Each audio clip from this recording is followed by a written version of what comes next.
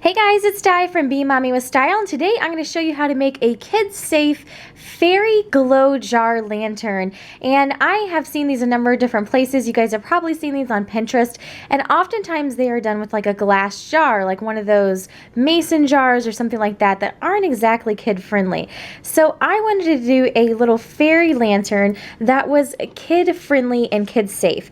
And these are little plastic little holders that I found at Michael's. The sides are just plastic, so it's not glass, and then the bottoms are like a tin material on the top and the bottom. They come with this little opener because you kind of have to pop the top off. So I thought that these would be perfect to make a little kid-safe little fairy lantern, and I thought my girls would love these. Celebrate It line at Michael's, and I got all my supplies at Michael's as well. I got this tulip fashion glitter to put on the interior, and also these glow-in-the-dark paints. I also have my paint brushes over here to the side.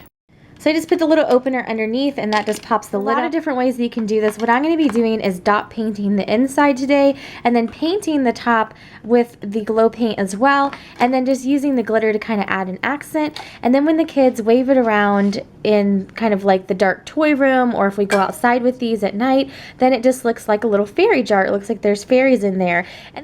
Now, because these already have kind of a squeeze tip on them, you don't necessarily have to use the paintbrushes unless you want to do different designs. So like on the top, I'm going to maybe do like a swirl design. I'm going to use my paintbrush to kind of smooth it out a little bit. But on the inside, I'm just going to try to do little dots. So I thought that they're actually fabric paints, but they can go on about any surface.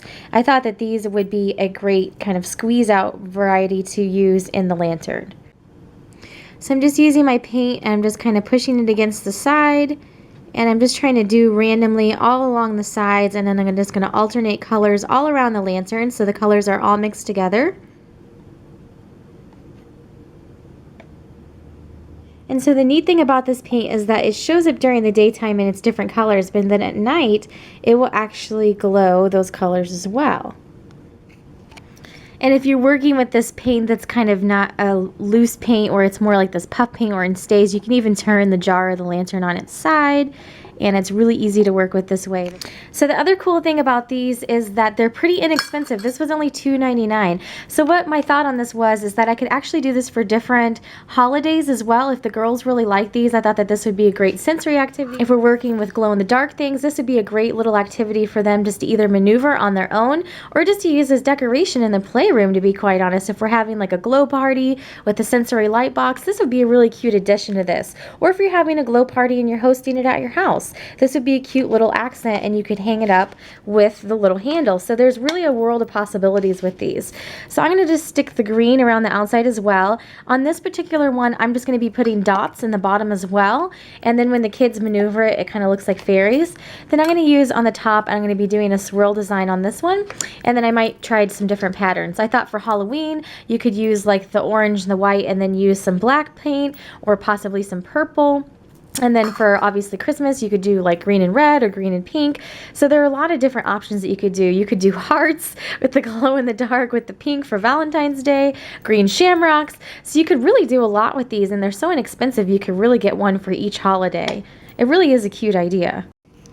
Then for my top, I just did a little swirl design with the natural color, which is basically like a white or a clear, in the glow-in-the-dark paint. And then I'm just using the yellow to do some little petals or sun, however you want to look at it, around the edges. And then the last step that I'm going to do is I'm just going to add a little bit of this fashion glitter. Stays here on the top, and some of the glitter stays on the outside, so that can kind of catch and reflect the light as well. So to finish off my design on the top, I just put some little pink dots, and then I'm going to add some glitter right here to the center, just right over like kind of the natural part, just to give some twinkle right here.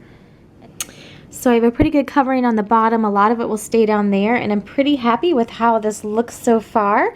So I'm just going to go ahead and close it up, and this is actually on the interior, not the exterior. Then once I have my lid on all the way, make sure it's nice and tight, I'm going to go ahead and I'm going to turn this over.